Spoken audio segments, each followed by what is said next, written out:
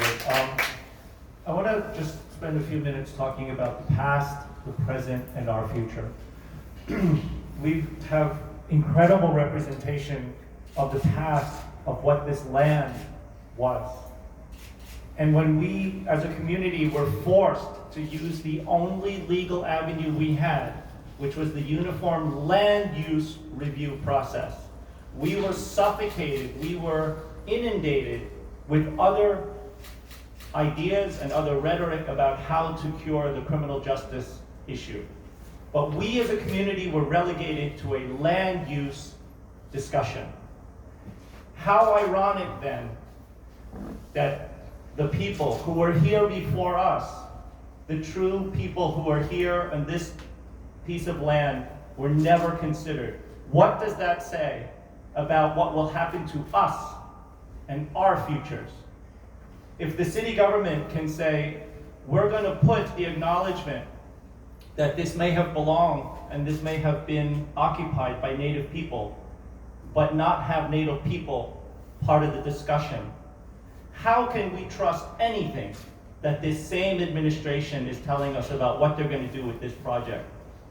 Doesn't that give us an indication of what's going to happen to our children? Will we be a memory? Will we not be included? So if we talk about the present, we know the fire just happened in the middle of Chinatown. They're still watering that site. They're still taking dust and stuff out of that site as we speak, a few feet away from this building. We know that our restaurants and our businesses are suffering horribly because of racist attitudes towards coronavirus, even though we don't have any here. We know that Worth Street is going to be closed for a number of years more, a major artery circumventing Chinatown. And then the government says within months, we're going to look for a new intake space. What is an intake space? What is a swing space? The reason why we don't know the answer to those questions is because we as a community were not included about the city's decision on where to put 800 people currently in the Tombs and the MDC. In order to tear those buildings down, they have to be empty.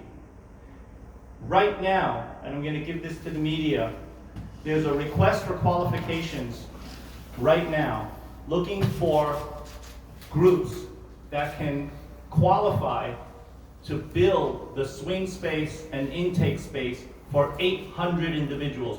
This has not been announced publicly. This was given to architects in New York City by the City of New York's Design and DDC, Design and Construction. So this is the kind of thing that we need to keep our eye on, but they don't want us to know. Where are they going to put the 800 people currently in the Tombs? It could be in your neighborhood, it could be in your neighborhood, it could be in Tribeca, or it could be a few feet away from where we are. We don't know. We have a suspicion that our local council member is part of these discussions, but she's not telling us. In order to follow the timeline that they have set forth, which is starting to take those buildings down, not within years from now, within months from now, they need to then first build this swing space and this intake space. So if the past is any indication of what the future is going to be, this administration has proven to us they don't care who was here before.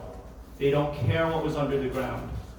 And if John could spend a minute or two talking about what dewatering is, I think we should understand what's ahead of us and why he's here. What is considered in dewatering land? So if I could just add something onto the ironic list that you're compiling. We have lots of irony today. This is not the first time that the city has tried to put a jail in our community. The youth detention facility was opposed by the community, and a political deal was made and was shoved down the throat of our community. I think it's ironic that they originally named this the Bernie Carrick Detention Center. Bernie Carrick, ultimately a convicted criminal and thug, went to jail. And 30 minutes ago, President Trump pardoned him, and he's out. He's out. So criminals don't get punished. Our community gets punished over and over again. They built that facility saying that it was going to help with judicial reform. Does anybody think that there's been improvement in judicial reform because they have a nice red brick building there instead of a brown building? When they build these structures, in order to get down deep and put the foundations in, they have to take the water out of the subsoil. This area is the wettest area in New York City. It's where they used to have Collect Pond. This is a 70, 80 acre pond here that eventually they filled in. They didn't fill it in very well, and they built our firehouse on top of it. And when they built the tombs, and when they built the other jail facilities, unfortunately we're going through this again, they took down the groundwater, exposed the pilings of our building, and our building began to collapse. What was the city's response? They ran away. They abandoned the firehouse and left it to collapse. And if we hadn't come, and I don't want to tell you how much money we invested, going down to the bedrock, propping that building up, everybody knows the firehouse. It's really beautiful and it's wonderful that this is a community facility, but they would have let it collapse. And we saved it, and now they're going to knock it down again.